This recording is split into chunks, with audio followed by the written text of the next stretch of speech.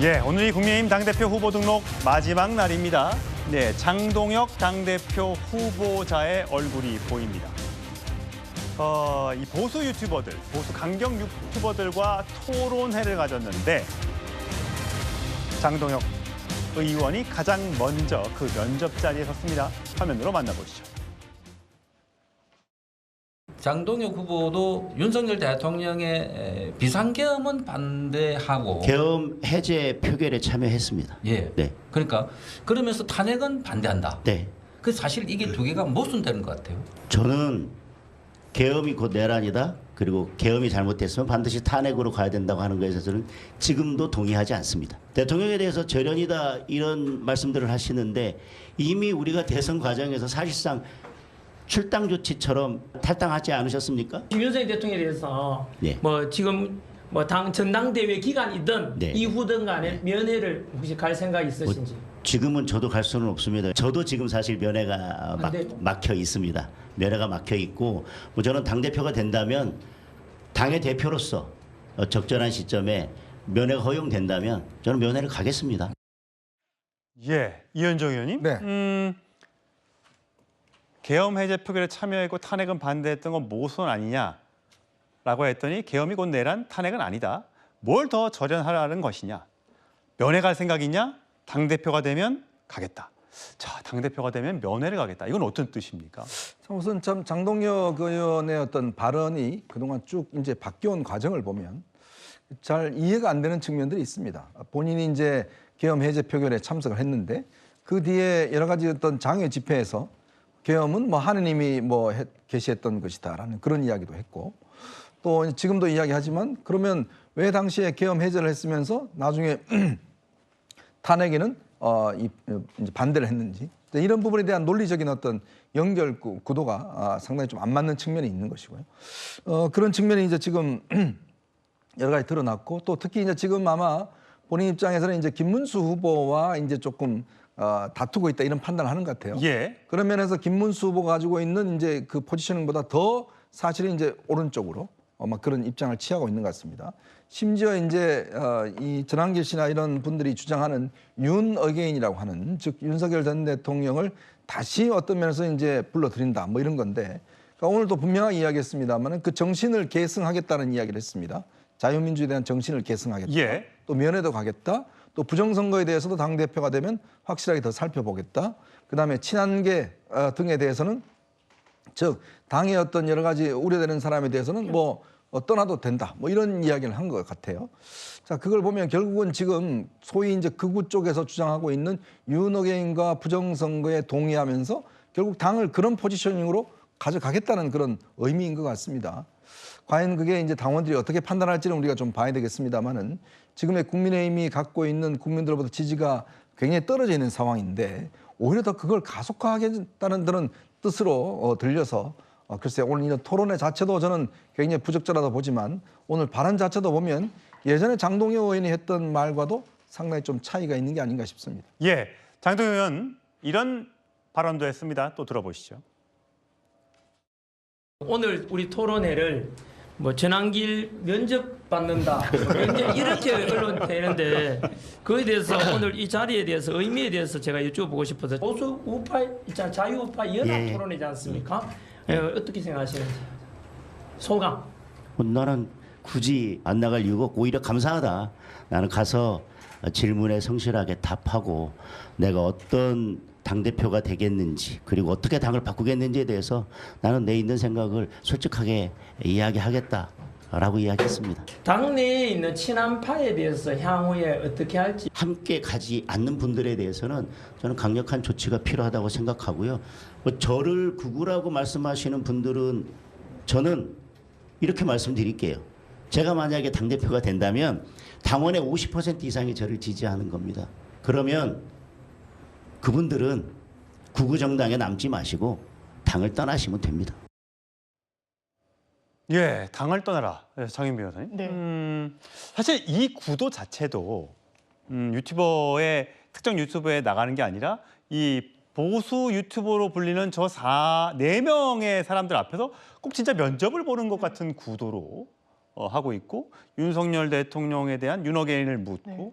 또 친한파를 어떻게 할 것인지 묻고 이런 게 굉장히 지지하지 않는 분들 입장에서는 불편하게 생각하셨을 수도 있을 것 같아요. 정치적 오답을 세게 쓴 인상을 받았고요. 그리고 이 면접이라는 형식을 차용했는데 거의 사상 검증 아니었습니까? 부정선거에 대해서 어떻게 생각하냐? 윤석열 전 대통령에 대해서 면회를 갈 거냐? 그리고 윤 어겐에 대해서는 어떻게 인식을 갖고 있는지를 사실상 검증하는 자리였습니다.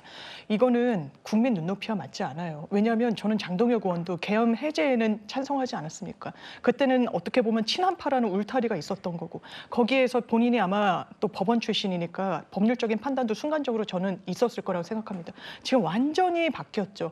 왜냐하면 본인의 정치적인 이득을 가속화하고 기득권을 유지하는데 이 판단이 맞다는 그런 전략적인 선택을 한 것으로 보입니다. 옳지 않습니다. 예. 국민을 보고 정치를 해야지 그 눈앞의 이득을 보고 정치를 하는 부분 역사에 어떻게 기록되겠습니까? 국민들한테 응원은 받을 수 있을까요? 저 아닐 거라고 생각합니다. 예, 뭐 잠시 후에 여론조사 결과를 보여드리겠습니다만 당내 역학구대로 봤을 때 장동혁 의원이나 또 김문수 의원 그 전 후보 같은 경우에 높은 지지를 받고 있기 때문에 더 그쪽으로 가고 있는 것이 아닌가라는 생각이 드는데 당장 친한파에서 떠나라고 이렇게 반응을 보였습니다.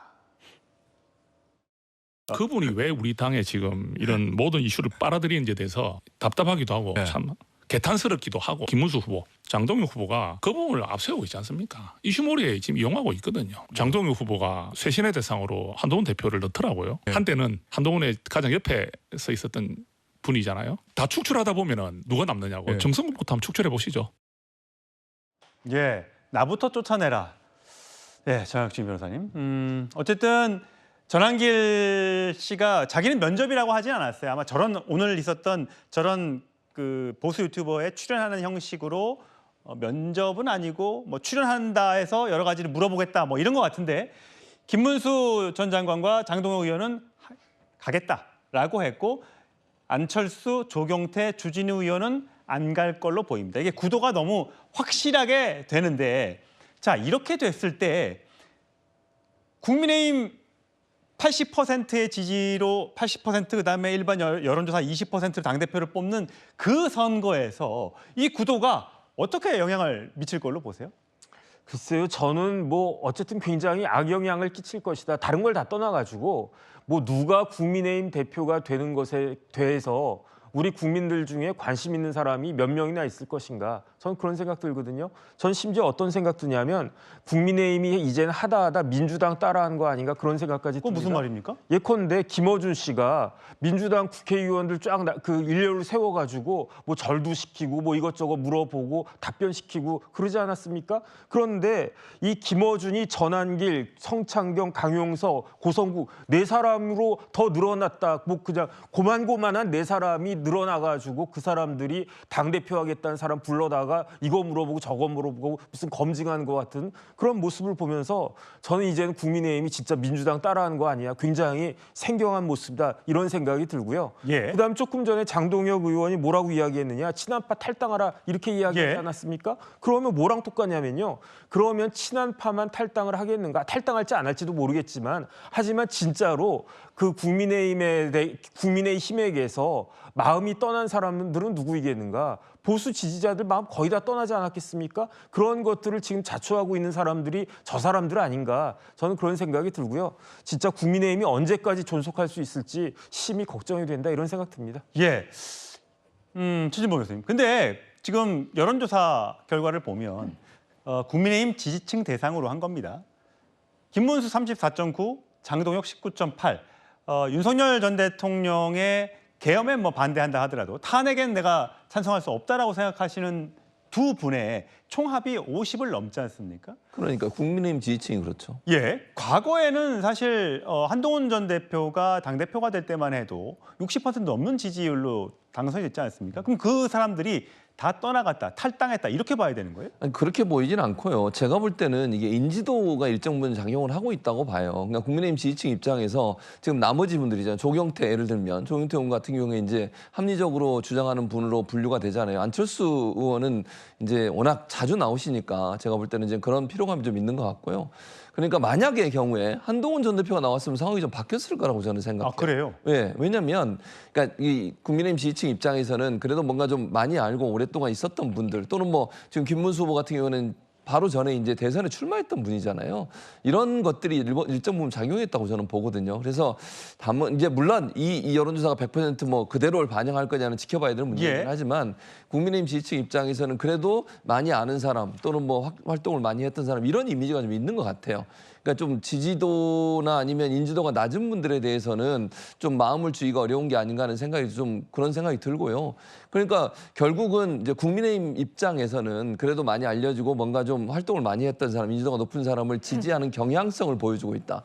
좀 안타까운 것은 저는 그 사람들이 주장하는 주장이 뭔지를 좀 판단하고서 함께 선택을 해주면 좋을 텐데 그런 부분보다는 인지도 싸움으로 가는 게 아닌가 하는 생각이 좀 아쉽습니다. 예. 어쨌든 전체 국민의힘 지지층이 아닌 전체 일반 국민 여론조사를 하면 조경태 23.5, 김문수 16.8, 안철수 10.7, 장동혁 9.1 등의 순이기 때문에 민심과 당심이 좀 차이가 있다는 걸 보여줄 수가 있는 것 같습니다. 자, 김문수 후보. 요즘에 김문수 후보가 여러 이제 활동을 많이 하고 다니는데 묻는 것마다 전환길 강사를 물어보니까 조금 화가 난 듯합니다. 화면으로 만나보시죠. 지금 전환길 대회를 하는 건 아니잖아요. 전당대회를 하면 당에 후보로 나온 사람들 중심으로 해야지. 뭐 친전환길이다 반전환길이다 이런 프레임 자체가 이제 웃기는 이야기 아닙니까? 저보고 극우라고 하는 사람, 그 사람 하면 제가 같이 한번 따져서 이야기를. 정청래요? 누구요? 누가 나보고 극우라고 하는지 그 사람 여기 와서 여러분 끝장 토론 한번 하도록 해주시면 극우가 누가 극우고 누가 극자인지 제가 분명히 제가 다 말씀드리겠습니다.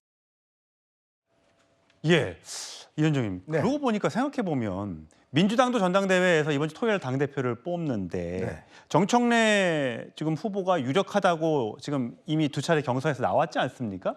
그럼 그쪽 민주당도 굉장히 강성. 또 김문수 후보가 지금 여론조사에서 일단 앞서가고 있으니까 국민의힘도 강성. 강대강의 충돌이 생기면 이재명 대통령이 통합과 화합의 정치를 하겠다고 했는데 그게 잘 될까요? 그러니까 지난 뭐 탄핵과 비상계엄 또 대선 이 과정에 대한 후유증으로서 결국은 이렇게 나타나고 있는 것 같습니다. 지금 뭐 일단 여당 같은 경우도 본인들이 원래 했던 거를 지금 도저히 세울 수 없는 그러니까 자전거는 계속 페달을 밟아야 앞으로 가잖아요. 예. 이제 그런 관성이 이제 붙어 있는 것 같아요. 그러면서 이제 정청래 지금 후보가 좀 앞서 나고 있는 조사들이 나오고 있는데 그만큼 뭔가 이제 더 확실하게 하자. 뭐 이런 어떤 강성 지지층들의 어떤 여론을 반영하는 것 같고 국민의힘도 사실은 이제 지금 계엄과 탄핵을 거치면서 중도와 보수분들이 많이 떠나갔습니다. 그래서 거의 뭐 이제 소위 이야기해서 짠물만 남아 있는 거죠. 자, 그런 상황에서 지금 김문수, 장동혁 후보가 앞서가고 있는데 사실은 김문수 후보가 지금 전환길 후보 이 씨에 대한 질문에 저렇게 짜증을 내시는데 그건 본인이 자초한 거예요. 왜냐하면 전환길 씨 처음에 입당 문제 나왔을 때 이거 뭐 합리적으로 다 입당해서 그런 분들 다 들어와야 된다라고 굉장히 적극적으로 감쌌거든요. 자, 그렇기 때문에 지금 전환길 씨가 주장하는 그런 이 주장에 대한 의문들을 계속 묻고 있는 겁니다. 더군다나 전환길 씨가 지금 묻는 데 대해서 김문수 후보가 본인이 답하겠다고 이야기했잖아요. 그리고 지금 오는 8월 3일 날 아마 이 똑같은 유튜브에 출연을 한다고 그럽니다. 예. 자, 그렇게 하니까 계속 기자들은 전환길 씨가 주장하는 윤어게인과 부정선거 등등에 대한 주장에 무슨 생각이냐 묻는 거 아니겠어요. 결국 본인이 지금 전환길 씨를 끌어당긴 거 아니겠어요. 이제 그런 상황이기 때문에 이거는 김문수 후보가 화를 내는 문제가 아니라 그렇다면 전환길 씨가 주장하는 그런 어떤 주장에 나는 동의하지 않는다. 선을 그으면 모르겠지만 지금 포용한다고 하니까 예. 자꾸 기자들은 그럼 당신도 부정선거 포용하느냐? 윤어게인 포용하느냐? 예. 이 부분에 대해서 묻고 있는 게 아닌가 싶습니다. 예. 국민의힘 전당대회가 어쩌다가 이렇게 전환길 씨의 이름이 계속 거론되는 그런 전당대회가 되고 있는 걸까요? 자, 그런가 하면 이번에 최고위원도 뽑죠. 청년 최고위원 후보로 출마 선언을 한 우재준 의원이 오늘 이렇게 얘기했습니다. 들어보시죠. 선생님 안녕하십니까? 2005년 대구 학원에서 한국 지리와 국사 수업을 듣던 제자 우재준입니다. 이제 그만하시면 좋겠습니다. 제자들의 인생을 아끼던 모습으로 이제 그만 돌아가 주셨으면 좋겠습니다. 2025년 7월 31일 제자 우재준 올림. 우재준 의원이 88년생인 걸로 알고 있는데 전환기 강사 70년생이고 제자였군요. 네. 제자였는데 옛날에 학원에서 수업 들었던 그 선생님이 아닌 것 같다라고 이야기를 하네요. 그러니까요. 역사 강사로 일타 강사로 굉장히 유명한 강사였었고 사실 인지도도 상당히 많았는데 이런 정치적인 모습을 보여줄 거라는 건 상상하기가 어려웠던 측면이 있고 그런데 이 우재준 의원 같은 경우에 이런 정치적 스탠스를 취하는 것이 국민의힘의 전당대회에서 물론 청년 최고를 이제 지망하면서 나왔지만 과연 유리한지 지금 여러 지표가 아니라고 보여주고 있는 거 아니겠습니까? 그게 지금 국민의힘의 현실 아니겠습니까? 극우는요 보수가 아닙니다. 극우는 절연해야 됩니다. 왜냐하면 민주주의의 근간 질서를 신뢰하지 않거든요. 그러면서 사전선거도 이건 없애야 된다. 다 선거는 부정선거다. 그럼 본인들은 어떻게 전국 단위 선거에서 이겼냐. 대선도 이기고 지방선거 더 이길 걸 조금 이겼다. 정말 상식에 맞지 않는 이야기들을 하는 겁니다. 이런 네. 세력은 보수에서 하면 안 됩니다. 절연해야죠. 그리고 절연할 수 있는 기회가 개헌 국면에서 있었는데 국민의힘은 그걸 못하고 있는 겁니다. 그걸 할 수 있는 능력과 의지가 지금으로서는 없어 보입니다. 최진봉 교수님. 근데 본인들은 극우가 아니라고 하고 우리는 보수다라고 주장을 하고 있습니다. 뭐 전환기 씨를 포함해서 다른 유튜버들도요. 아니 민주당에도 개딸 있고 극성 지지층이 있지 않느냐. 당대표로 가장 왼쪽에 서 있는 정청래 후보가 유력하지 않느냐. 왜 우리한테만 가지고 그 극우 프레임? 극우라는 것은 폭력을 휘두르는 사람들을 극우라고 하지 우리는 폭력 휘두른 적이 없다라고 주장을 합니다. 왜 그러냐면요. 사실은 내란에 대해서 윤석열 전 대통령이 행했던 이 비상계엄 선포라고 하는 것이 명백하게 법을 위반한 행위고 그래서 지금 내란 우두머리 수괴 혐의로 지금 재판을 받고 있는 거 아니겠습니까? 그런 일에 대해서 찬성한다는 건 그건 극우로밖에 얘기할 수 없어요. 폭력이라고 하는 게 물론 물리력을 행사해서 폭력을 행사하는 것도 폭력이지만 사람들에게 저런 말과 행동이나 이런 어떤 모션을 통해서 액션을 통해서 하는 것도 저는 폭력이라고 생각합니다. 국민들이 일반적으로 받아들일 수 없는 얘기를 하는 걸 어떻게 대중적 정당이라고 얘기할 수 있겠어요. 극우 정당을 우리가 지칭하는 것은 극단적으로 국민들의 상식이나 아니면 법률에 위반된 행동들을 하면서 또는 법률에 맞지 않는 주장을 하면서 정당을 운영하려고 하는 게 극우적 정당인 겁니다. 그러니까 본인은 무슨 누구에게 폭력을 물리려고 행사하진 않았죠. 그러나 지금 말하는 거나 행하는 태도를 보면요. 충분히 극우적 성향이 저는 있다고 봐요. 그러니까 저걸 어떤 국민들이 중도적 성향의 보수적 성향의 보수라고 하면 법을 지키고 원칙을 지키는 거 아니겠습니까?